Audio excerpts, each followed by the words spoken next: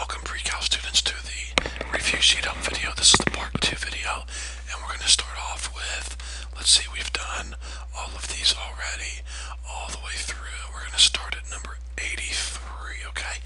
So let me scroll down here. Let me get my Mimeopad out.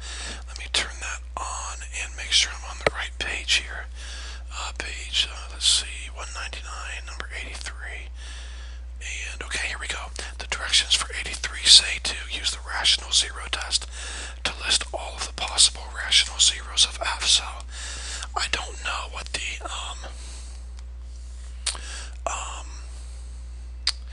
rational zeros are for this function, okay? But I do know that I can list out all of the possible rational zeros, okay? All of the possible ones. So if any rational zeros exist, they will be in this list.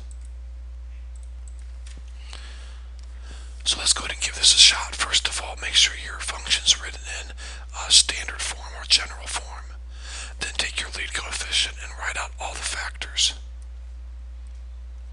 Then go to your constant term and write out all of your factors. By the way, if there is no constant term, what if you have something like 3x cubed plus 2x squared plus 6x? And there is no constant term. Well, then factor out an x first. Like that. And then you have a lead coefficient here and a constant term here. And you can go ahead and list out your possible rational zeros. Anyways, moving on. So, you take each one of these numbers here and put them on top of each number over here. So 1 over 1, 8 over 1, 2 over 1, and 4 over 1. So I put each one of these numbers over 1.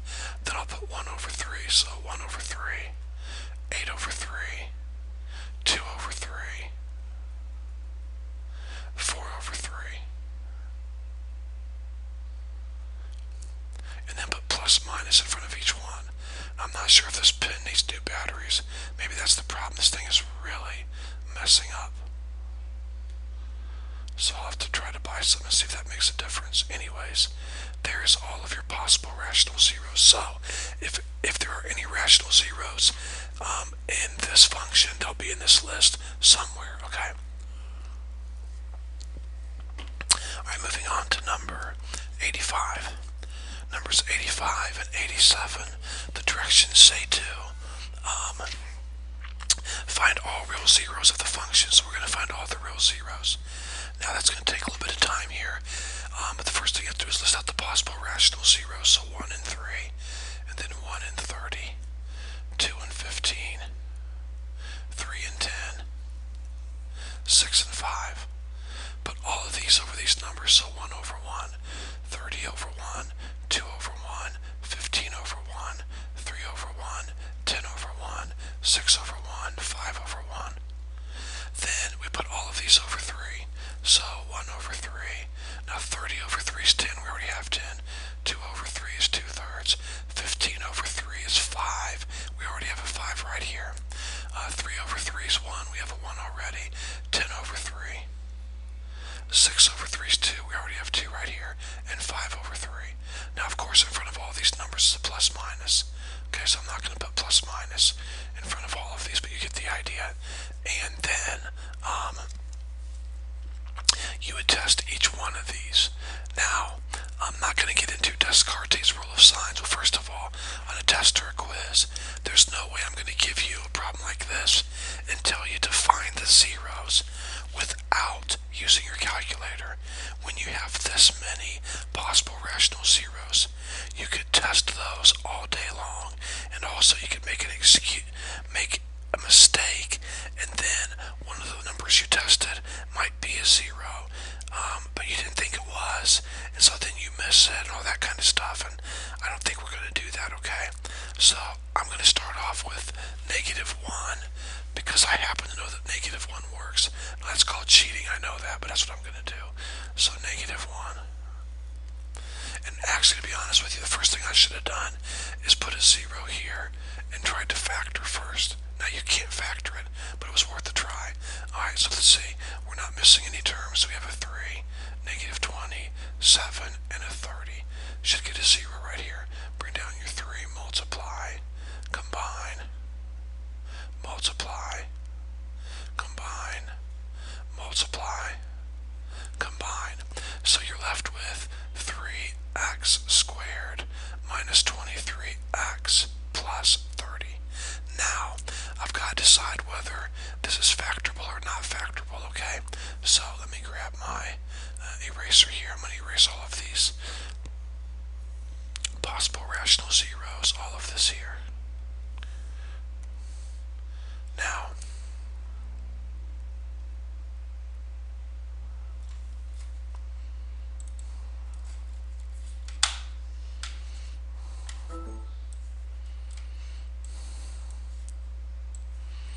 I'm not sure if this is factorable or not, but we'll see. 3 times 30 is 90, so I want two numbers multiplied together that give you 90. When added together, give you 23.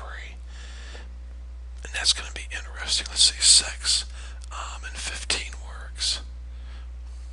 9 and 10 works. 5 and 18, is that right? Let's see. 5 times 18 would give me 90. So a negative 5 and a negative 18. Multiply those, you get a positive 90. Combine those, you get a negative 23.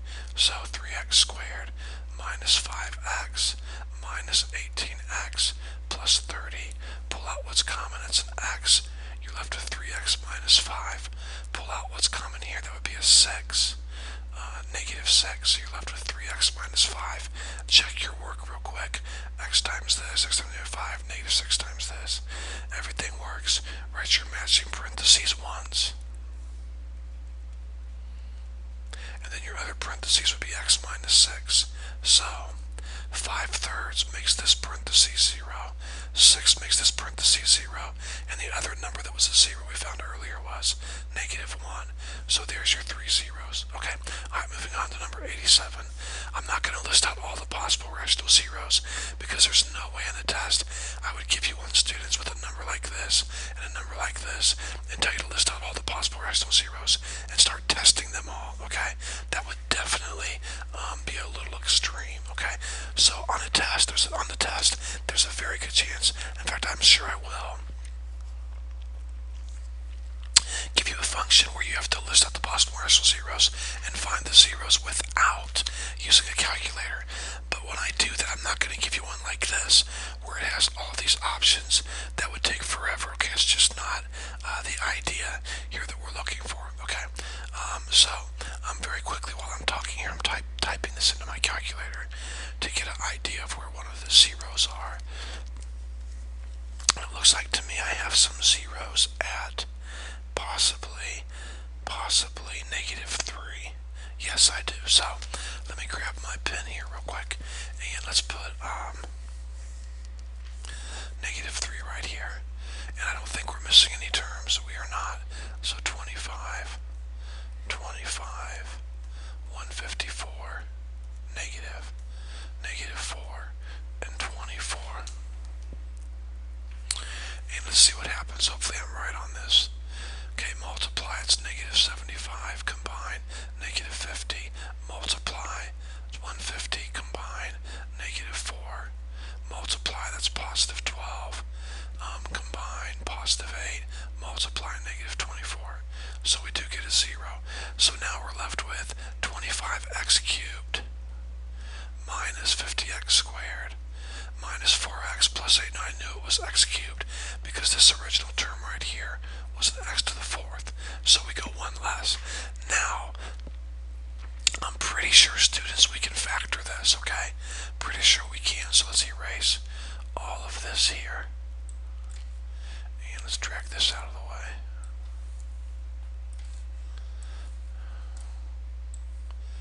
And let's see what we have here. What two numbers multiplied together? No, I'm sorry, we're going to pull out what's common in the first two here, which would be 25x squared. So we're left with x minus 2. Then here pull out negative 4, and we should be left with x minus 2. Let's see if that worked. That works. Negative x squared, negative, yeah, that works. So your matching parentheses is x minus 2. By the way, I should have listed out my 0. I've got to remember to do that. So far my zeros have been negative 3, okay? Negative 3 worked so far. I'm going to leave those down here, so negative 3.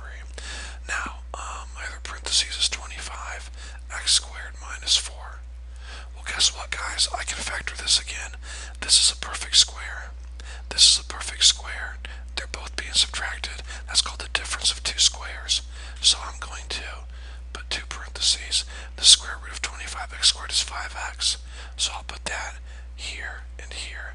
The square root of 4 is 2. So I'll put that here and here. Make one positive, make one negative. And then bring this parentheses down right here. And there's the factorization, alright? So with that in mind, what would make this, see, 2 would make this parentheses a 0. Negative 2/5 would make this parentheses a 0. Positive 2/5 would make this parentheses a 0. Then don't forget your negative 3 down here. So there's your 4 zeros. There they are. Alright? Okay, moving on to number 89. The directions for 89 say to find a polynomial with real coefficients that has the given zeros. Now, first of all, if these are zeros, I can change their signs and write them as linear factors. So for positive 2, x minus 2. For negative 3, x plus 3. Now, for positive 1, negative 2i, it's negative 1, positive 2i. But there's something else you got to remember here, okay? And that is, anytime you have a complex 0, the conjugate will always exist. So if this is one of the zeros, you have to understand this 0 also exists, even though they didn't put it in the list. So then you have a parentheses, it's x minus 1 minus 2, so minus 1 minus 2i. When I wrote the conjugate up here, notice I did not change the sign of the 1. You only change the sign of the imaginary number. Okay, now I can quickly multiply these two together in my head. X squared plus x minus 6. And hopefully you're getting to the place where you can do a lot of those in your head, okay? Now these here, that's going to be a lot more complex. So I'm going to do all of this down here, okay? Take the x and multiply it through. X squared, negative x, negative 2ix, okay? Now take the negative 1 and multiply it through. Negative x, positive 1, positive 2i. Now take the 2i and multiply it through. Positive 2ix, negative 2i. And then we get a negative 4i squared. Now I squared is a negative 1, so I really have negative 4 times negative 1, which is a positive 4. There we go. Now, this negative 2ix cancels with positive 2ix. This positive 2i cancels with negative 2i. And it looks like we're going to be left over with, let's get rid of this arrow real quick here.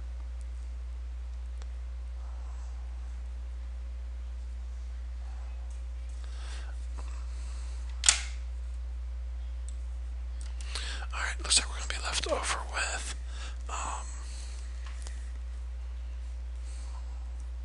x squared from right here. Negative x, so negative 2x. And then a positive 1 and a positive 4. That's a positive 5. There we go. So, that takes care of all of that. Now, multiply these two sets together, and we should be done. So take your x squared and multiply that through. X squared times x squared, x to the 4th, and then negative 2x cubed, and then positive 5x squared. Now multiply your positive x through. So positive x cubed minus 2x squared plus 5x. And then take your negative 6 and multiply it through.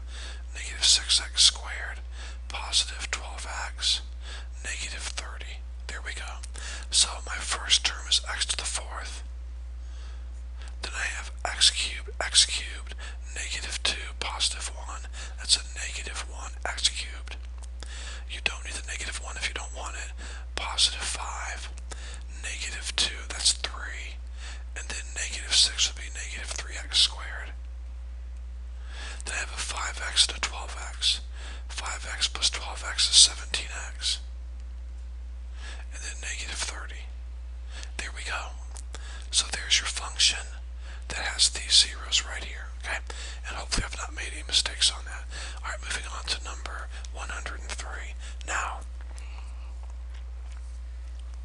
we're going to be graphing these next, I think, 7 problems.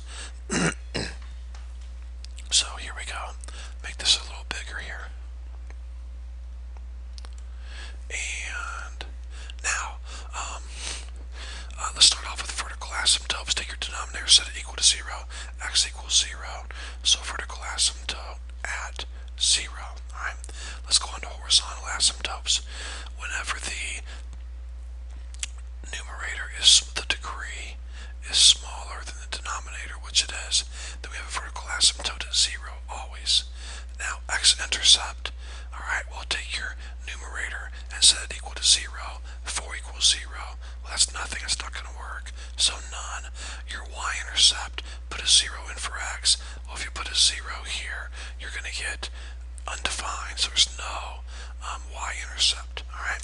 So with all of that in mind, let's go ahead and put our asymptotes up here. Let's see how big that is. That's pretty good. Alright, so here's our asymptotes. We have a vertical one, and we have a horizontal one. Vertical will be at 0, and horizontal will also be at 0, both of these. There we go. So there's our asymptotes. Now, let me grab my calculator real quick here and type this in. Probably should have already had that done. 4 divided by X.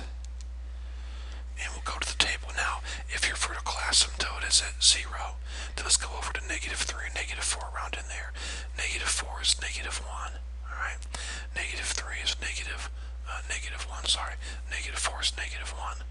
-3 is -1.3. -2 is -2. -1 is -4. If you get real close to the asymptote here, put in -0.1, you're going to get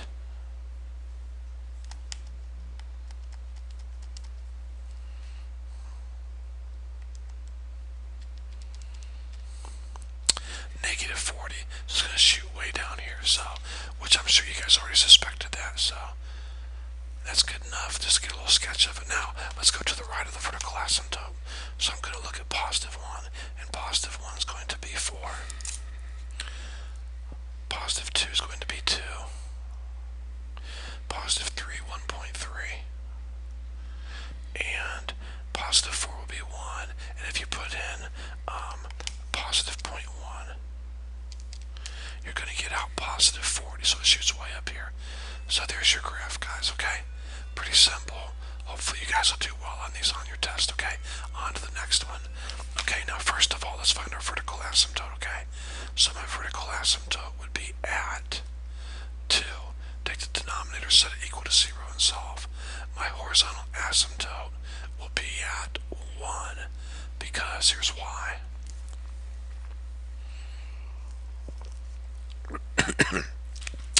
Whenever your degree in the numerator matches your degree in the denominator,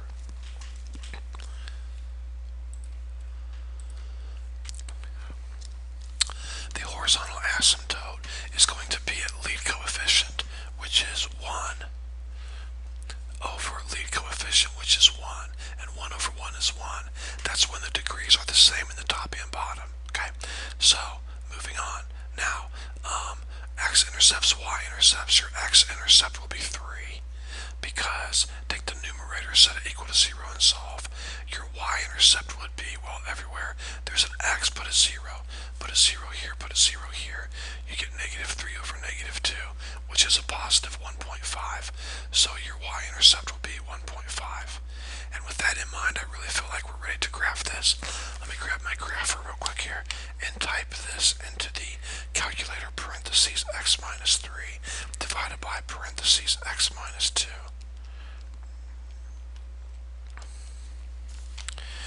And let's see here. Get this out of the way. And here we go.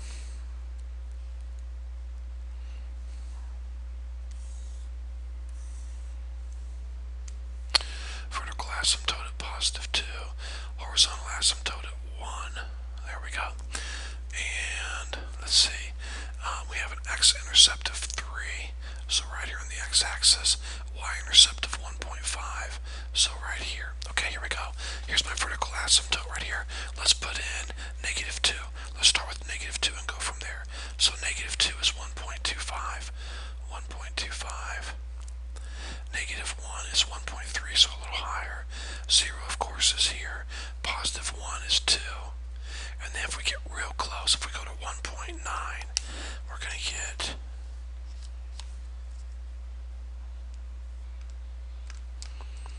positive 11 is just going to shoot up here. So we got a pretty good idea of what the graph's doing. It's going up to there, coming down to here. Okay, now vertical asymptote of 2. So we're going to put in 3, 4, 5, 6, those numbers. So 3 gives me out a 0. We know that already. 4 gives me out a 1/2. 5 would give me out a 0.6. 6 would be a 0.75. We're getting closer and closer, as you can see. Now, let's go ahead and try 2.1. So we're barely past the asymptote, the vertical asymptote, and 2.1 is a negative 9. So we'll be way down here. Negative 9. Okay, so there we go. Moving on to number 107.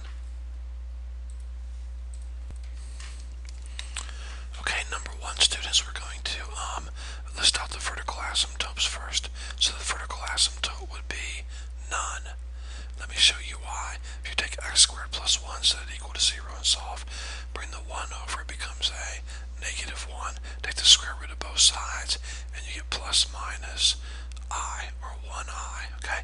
So there's no real vertical asymptote, it's just imaginary. Okay, horizontal asymptote would again be at 1 because we have a degree of 2, a degree of 2. The degrees are the same, so it's lead coefficient over lead coefficient 1 over 1, which is 1, okay? X-intercept would be 0 because you're going to take your numerator, set it equal to 0 and solve. Your y-intercept would be 0 also because you put a 0 here and a 0 here, and you end up with 0 over 1. 0 over 1 is 0, okay? So there we go. That's all the information we need. Let me grab this here and pull it out of the way. And let's enlarge this coordinate plane here. And let's get started. No vertical asymptotes. So we have a horizontal asymptote, and that's it. And the horizontal asymptote is going to be at 1. So there's my horizontal asymptote. Now, like I've mentioned to you before, the best thing to do when you have no vertical asymptote, just kind of start over at -4, -5, plot some points and see if you can find a pattern. That's pretty much the best thing to do. Now, sometimes these graphs will be shifted or moved around and stuff like that, but most of the time they're going to be pretty easy to see, okay? So, with that in mind, let me go to my table of values here, and we'll start with about -5, okay? So -5 is almost to 1. 1, 2, 3, 4, 5. It's 0.96. So, and my horizontal asymptote should be at 1, isn't it? That's my fault. Let's see if we can fix that real quick. I do know how to count to 1. Alright, so -5, 0.96, getting real close. This will be 0.94, so real close. And then -3 is 0.9. -2 is 0.8, so it's real close. -1 is 0.5, so a half. Then at 0, it goes down to 0. And then the exact same pattern we saw here comes over here, this, and then this, and then this, and then this, okay? So the graph kind of looks like a bird a little bit, like this, getting closer and closer to the horizontal asymptote, but never touching it. There you go, guys. Pretty simple, okay? Moving on to number 109. Alright, 2x squared over x squared minus 4. Alright, students, first of all, let's look at our vertical asymptotes. We will have vertical asymptotes at positive -2. Set this equal to 0. Bring the -4 over and make it a positive 4. Take the square root of both sides. X equals plus minus 2. Don't forget your positive negative, okay? Now your horizontal asymptote will be at 2. So a horizontal asymptote at 2 because degree of 2, the degrees match, so it's a lead coefficient. Well, I can't get my pen to work there, but it's lead coefficient over lead coefficient 2 over 1, which is 2. So horizontal asymptote at 2. Now your x-intercept will be 0 because you take the numerator, set it equal to 0 and solve. Your y-intercept would be, well, everywhere there's an x we put a 0. So 0 squared is 0 times 2 is 0. 0 squared minus 4 is negative 4. So we end up with 0 for the y-intercept. Alright, so with that in mind, let's go ahead and graph this thing.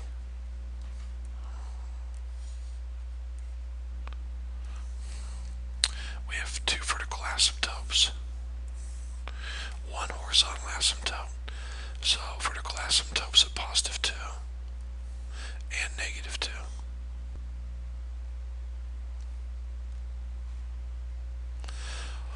Horizontal asymptote at 2.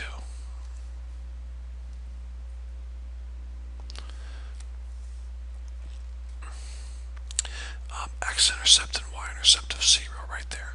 Alright, so here we go. Let's go to the left of our first vertical asymptote, which would be negative 3, negative 4, negative 5, approximately those numbers. So let's go to negative 5 is 2.3, 1, 2, 3, 5, 2.3, negative 4 is 2.6, so a little higher. Negative 3 would be 3.6. About right here. And then if you put in negative 2.1, we should get out 21. Is going to shoot way up high. So we're looking at our standard graph here, standard curve, pretty much. Alright. Now if we go in between here, let's try negative 1 on our table of values. Negative 1 is negative 0.6. Positive 1 is positive 0.6. No, it's also negative 0.6. So it looks like we might have a parabola, maybe. Let's go to 1.9, negative 1.9.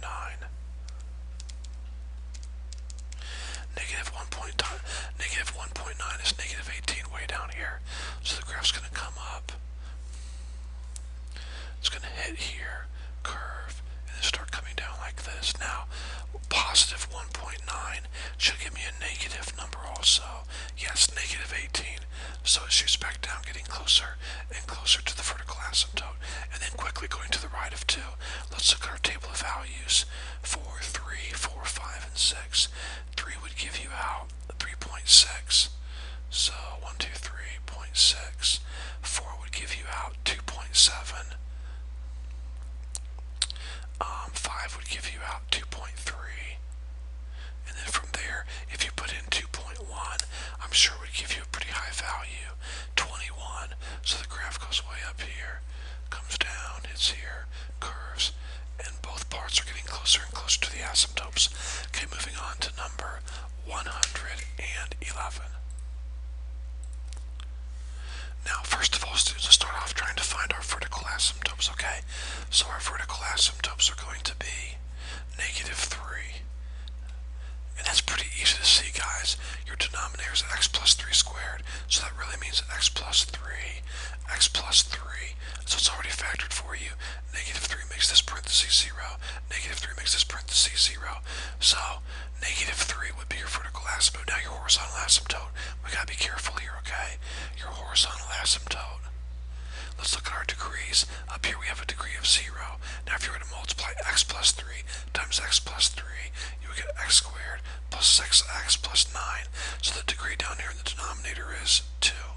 So the degree in the numerator is lower, smaller than the degree in the denominator. So that means we automatically have a horizontal asymptote at 0.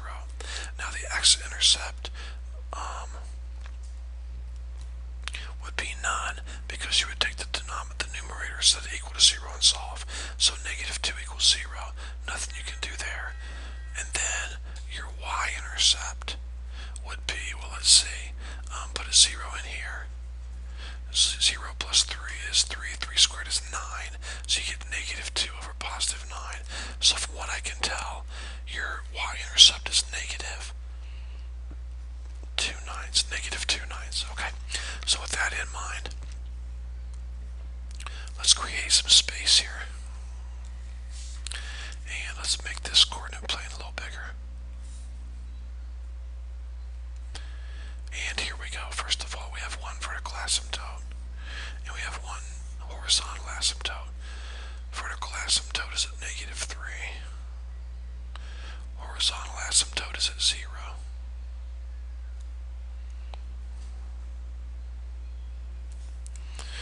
Now we have an x-intercept at 0. X-intercept at 0 right here. Alright, and let's see, no, that's incorrect. X-intercept of nothing, y-intercept of -2/9. So -2/9 is about 1/4. Let's be about right there is good enough. Alright, let's go to the left of our vertical asymptote. Let's go out here to -7 on our table of values, and -7 is going to give us out -0.1. So -7, -0.1, so it's really close. And then -6 is -0.2. -5 would be -0.5, so -1/2. -4 would be -2 right here. Now let's go ahead and put in -3.1. That will give you out a -200. So it shoots down pretty quickly there, okay? So it goes like this, and then shoots down like this, alright? Now let's go to the right of the vertical asymptote. Let's try -2. -2 would give us out a -2. -1 would be -1/2. 0, of course, is -0.22. We have that already. Then 1 is -0.1. And then same thing again. So get closer and closer to this vertical asymptote. To the horizontal asymptote. Excuse me. Now the vertical asymptote. Let's put in -2.9. Just real quick to make sure that we're on the right track. We get out -200. So it's going to shoot down very quickly like this also. Okay. So we're doing quite well. Alright, moving on now to the next one. Number 113. And students, here we go. You have a vertical asymptote at -1. Okay. Take the denominator, set equal to 0 and solve.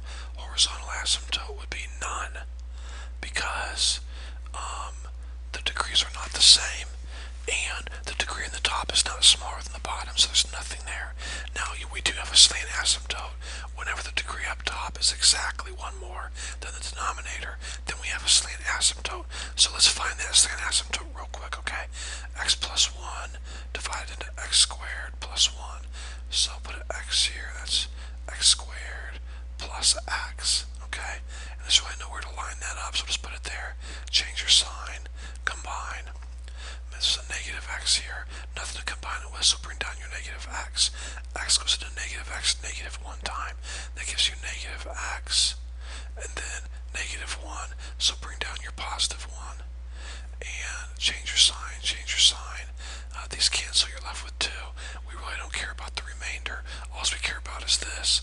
So we have a slant asymptote at y equals x minus 1. Okay, if you gotta watch that again, watch that again. Okay, that's how you find the slant asymptotes. Now, let's see if we can't quickly find the x-intercept. The x-intercept would be none, because if you take the numerator and set it equal to 0, you'll get imaginary numbers. The y-intercept, however, is going to be 1. Put a 0 here, 0 here. 0 squared plus 1 is 1. 0 plus 1 is 1. 1 over 1, of course, is 1. So there we go. Now, I think we're pretty good here to get this thing set up and running. So let's very carefully get our asymptotes on here and make this a little bigger so we have room to work. And here we go. We have a vertical, and we do have a slant. Now let's be really careful on the slant asymptote. We want to get the slant asymptote just right. But first of all, the vertical is at -1. So there's the vertical asymptote. Now, I'm going to plot some points here for the slant. It's y equals x minus 1, okay?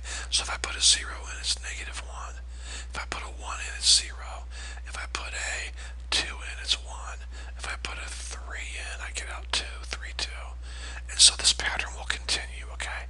So, I have a slant asymptote that should fall right on these points, like so. That looks pretty perfect, to be honest with you, pretty good. So, for the most part.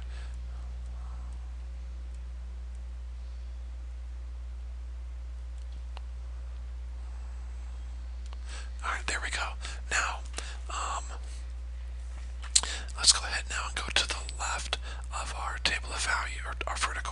asymptote. So negative 2, 3, 4, 5. We'll go to about negative 5 on our table of values here. And let's see what negative 5 has to offer. Negative 5, 1, 2, 3, 4, 5. Is it negative 6.5? 1, 2, 3, 4, 5, 6 and a half. Okay, right there. And let's see here. Negative 4 would be negative 5.6, so about right here. And then negative 3 would be negative 5, which would be right here. And then negative 2 would also be at negative 5, which means it must curl up a little higher here and then hit it and start coming back down. So the graph probably goes like this, goes up a little bit, curves, starts coming down. And if I put in negative 1.1, I should get a negative number. Yes, negative 22. So it's going to shoot down like this. Okay, hope that makes sense. Alright, when I put in negative 2, negative 3 and got out negative 5, and I put in negative 2 and got out negative 5, I knew the graph wasn't going to come up. It was not going to come up and then shoot straight over. I knew there to be a little hump right there, okay? So that's how I knew that. Just kind of common sense. Now, let's move to the right of the vertical asymptote. Let's start with 0 on our table of values. 0 gives me out a 1. And 1 gives me out a 1 also. So we know the graph's not going to go straight across. So more than likely, I'm going to have a little curve here or a little curve here. Let's continue plotting points and see what happens, okay? Let's put in 3. Let's put in 2. 2 gives you out 1.6. And then 3 would give us out 2.5. So about right here, we can see the pattern from there. It's getting closer and closer to the slant asymptote. And then here it's going to come down, take a little curve here, hit this, and start coming up. Now, I'm going to go ahead and put in negative 0.9 just to make sure everything's right. Negative 0.9. Negative 0.9 gives me a positive 18. So it's shooting up pretty quickly here along my vertical asymptote. These are all pretty much the same kind of problems, guys, really. They're not that difficult, okay? Alright, last graphing problem, then 2 more regular problems, and we're finished. Alright, students, here we go. I think we're going to see on this problem possibly where a slant asymptote is broken a little bit. Remember, the only asymptote that's never broken is the vertical asymptote. Okay, let's find the vertical asymptotes first. You're going to get positive negative 2. Take this, set equal to 0 and solve, and you'll get positive negative 2. Your horizontal asymptote does not exist because your two scenarios for a horizontal asymptote are if the degrees are the same in the top and bottom, and they're not, or if the top's smaller than the bottom, and it's not. So we have no horizontal asymptote. However, we do have a slant asymptote. So let's find that real quick. X squared minus 4, and then x cubed. So here we go. X squared goes into x cubed x times. That would give you x cubed minus 4x. Alright? Let's go ahead and put change the signs here. Combine. There's no like term up here. We'll put a 0. Combine those. And we get a 4x. And is that it? That just might be it. Let's see. Make sure I didn't make a mistake here. Yep. This degree here too is higher or bigger than this degree here. You cannot divide a larger degree into a smaller degree. So this would actually be your remainder right here. And we don't care about the remainder. So you put a y equals x right here. Y equals. So your slant asymptote is y equals x. Alright. Now let's go ahead and find the x-intercepts and the y-intercepts if they exist. Okay. The x-intercept equals, let's say, take your top and set it equal to 0 and solved. 0. Your y-intercept. Put a 0 here and a 0 here. You'll get 0 over negative 4. 0 over negative 4, which is 0. So a y-intercept of 0. Okay. So with that in mind, let's go ahead and enlarge our graph here. Coordinate plane, let's get started. We're going to have 2 vertical asymptotes. So 1, 2, and we're going to have 1 slant asymptote. And let's see if that works, okay? 1 vertical asymptote is going to be negative 2. And positive 2 is the other one. And let's see if my slant asymptote fits y equals x. Not quite, to be honest with you. We'll try to finagle it around here and make it work. See if we can. That looks really good. Yep. So y equals x. That means this slant asymptote goes through 1, 1, 2, 2, 3, 3, etc., etc. Okay. So let's see what happens here with our graph. Let me get my table of values out here. We always let our vertical asymptotes tell us what x values to use. So your vertical asymptote 3, 4, 5. So we'll go to -6. So at -6, we're at -6 3/4. So -6, 1, 2, 3, 4, 5, 6 3/4. So right there. Right there. And then -5 is -5.95, so almost 6, so about right there. And then -4 is -5.3. -3 is -5.4, so it starts coming down a little bit here. And then I'm sure if I put in -2.1, I will get out a number that's going to cause the graph to go downward quickly. I will check and make sure in just a second. So let's put in -2.1, and we get out -22. Alright, now let's plot the graph in between these two. And by the way, we have an intercept of 0, 0 right here. Alright, let's go ahead and plot the points between the two vertical asymptotes. Let's go with -1 is 0.3, and +1 is -0.3. Now let's get real close to 1.9.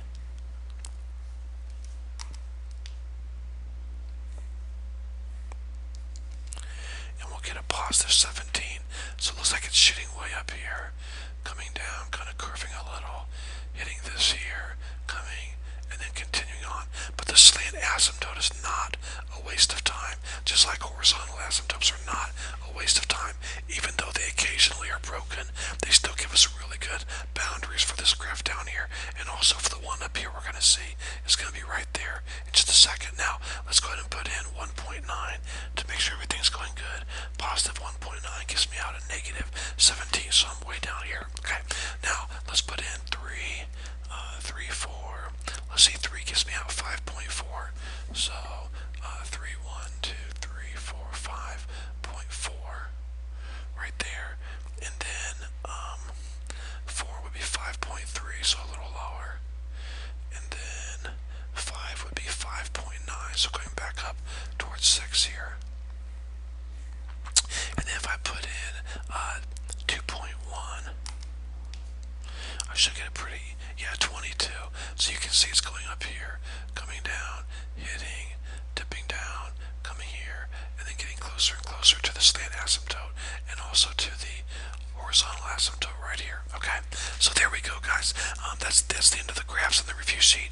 2 more problems to go and we're finished. I hope you guys are really ready for this test on Friday. Okay, alright, moving on now to the last 2 problems, which I forget what page they are, so give me just a second here. Page 165. Let's scroll back down, page 165. And here we go. The directions say, for 52 and 58, use synthetic division to show that the x is a solution of the 3rd degree polynomial equation. Then use the result to factor the remaining. List all the possible rational zeros. So we've already done problems very similar to this. This should not take long at all. So -4 is one of your zeros. We're going to prove that. Okay. So we're going to test it. Notice we're missing an x² term. So 1, then 0, then -28, then -48. Okay. We should get a 0 here. Now remember, if they would have had x -4 here, then the number over here you would use the +4. But we're evaluating the actual number, -4, so we do not change the sign. Bring down your 1, multiply, combine.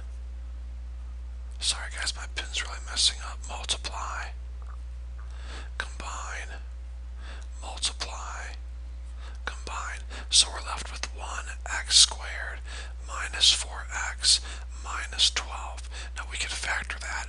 What 2 numbers when multiplied together give you a -12? When added or combined give you a -4. Those 2 numbers there. So x minus 6, x plus 2. Now all they want us to do was factor it and then list all the real zeros, just the real zeros. Well, we know negative 4 is one of the zeros. They gave that to us. And then positive 6 is a real zero, and negative 2 is a real zero. So there's the 3 zeros. All right, number 58. All right, they tell us that 2 minus the square root of 5 is one of your zeros. So here we go. Let's come over here and we're going to put 2 minus the square root of 5. And let's see if we get out a 0 over here. We're not missing any terms, so a 1, negative 1, negative 13, negative 3.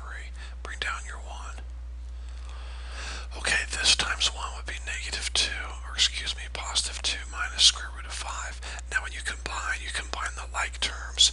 So your two whole numbers here would give you 1 minus square root of 5. 1 minus square root of 5. Now we're going to take this group times this group. We better do that down here, get a little space. This group times this group here. And here we go. 2 times 1 is 2. 2 times negative square root of 5, negative 2 square root of 5. Negative square root of 5 times 1 is negative 1 square root of 5. And negative times negative is positive. Square root of 5 times square root of 5 is 5. So 2 plus 5 is 7. Negative 2, negative 1 is negative 3 square root of 5. So when we multiply this times this, we get this, unless I made a mistake somewhere, which is always a possibility. So I'm going to put this right here, right up here. So 7 minus 3 square root of 5. Okay, combine, and we get negative 6 plus or minus 3 square root of 5.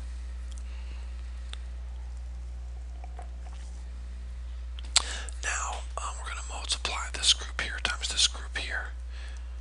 And so let's go ahead and do that and see what we get.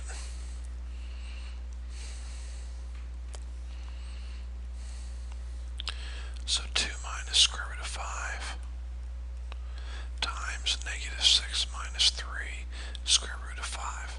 And here we go. 2 times negative 6, negative 12. 2 times negative 3, negative 6 square root of 5. Negative square root of 5 times negative 6 is positive 6 square root of 5. Those are going to cancel out. And then negative square root of 5 times negative 3 square root of 5. Now watch carefully, students. This times this. Watch carefully how I do this. Negative times a negative is positive. There's a 1 right here, right here. So 1 times 3 is 3. Square root of 5 times square root of 5 is square root of 25. And of course the square root of 25 is just 5. So we really have 3 times 5. And 3 times 5 is just 15. So we end up with a positive 15. Okay? So these cancel. Negative 12 positive 15 is 3. So when you multiply this times this, we get positive 3. Combine them, you get a 0. So we just proved that one of the zeros is 2 minus square root of 5. Now here's where it gets really ugly, okay? We're left over with, unfortunately, x squared. And then plus 1 minus square root of 5x, and then plus, and I'm putting them in parentheses so that you can see that this 1 here would be like your a, this whole expression here would be like your b in a quadratic, and this whole expression here would be your c. And this is going to be pretty tough to finish. So what I would recommend is this, alright? I don't know if it'll work this whole problem. I'm not going to give you one like this in the test, but I would probably use the quadratic formula, okay, on this problem here. And what I would do is call this A, this B, and this C. But there is another way too I'd like to show you, and I'm not at all embarrassed I didn't think of this, but now that we've gotten this far, I think it's good for you guys to see a teacher can work a problem and say, hold on a second, there's a better way to do this. Now that I've done all this, it's our last problem, so I'm going to go ahead and show you this.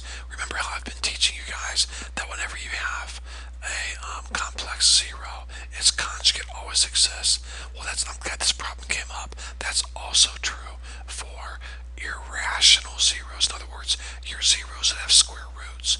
The conjugate always exists. So if this is one of the zeros, you know right away the other zero is this.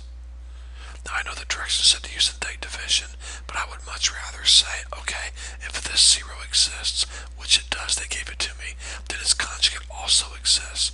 So I would say x minus 2 plus square root of 5. I changed their signs. And then x minus 2 minus square root of 5. And I would multiply these two groups together and get out a quadratic that would go into this even. Let me show you what I mean, okay? So x times x is x squared. X times negative 2. X times negative square root of 5. Now a negative 2 and multiply it through. Negative 2x, positive 4, positive 2 square root of 5, alright? And then,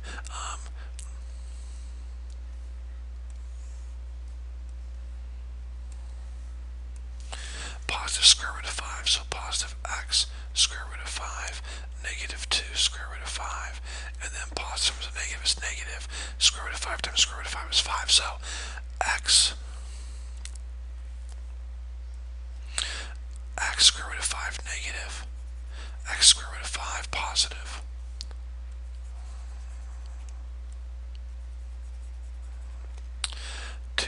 Two square root of 5 positive, 2 square root of 5 negative.